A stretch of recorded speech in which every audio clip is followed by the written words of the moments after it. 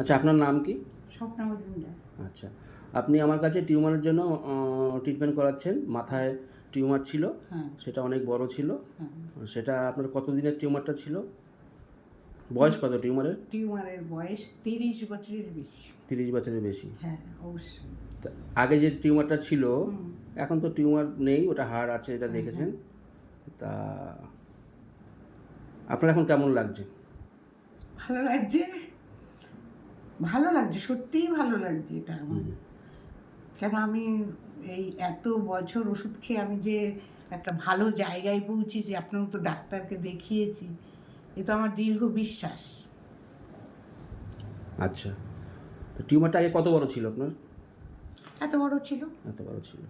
মানে পুরো কপালটা ছিল আর এদিকে ছিল, চুল ছিল না, আচ্ছা, চুলটা গজিয়েছে। আচ্ছা। চুল তো ছিল না, আপনি না। তো দেখেছেন সেটা, চুল তো একদমই ছিল না। কিন্তু এই চুল গজিয়েছে এটা দেখেই তো সকলে যে দেখছে সে বলছে অপারেশন। আমি বললাম না। অ্যালোপ্যাথি ডাক্তারও তো অপারেশন করতে সাহস পায়নি এটা।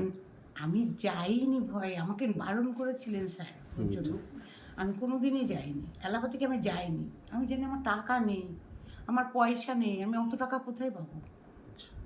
হয়তো আমি বাঁচবো কি মরবো এটা নিয়ে সব সময় বলেছিল যে আপনি এটা অপারেশন করলে কোনো দিনই ভালো থাকবেন না, চোখ যাবে, আগে চোখ।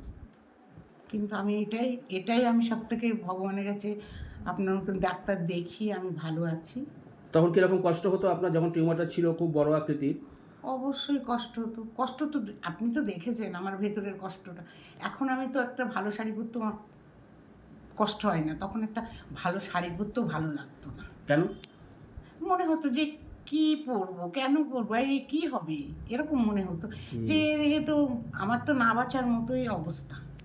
আপনি তো জানছেন সেটা, আমি তো আর চোখে দেখতে পাচ্ছি না, আপনারা তো দেখছেন, লোকেও দেখছে।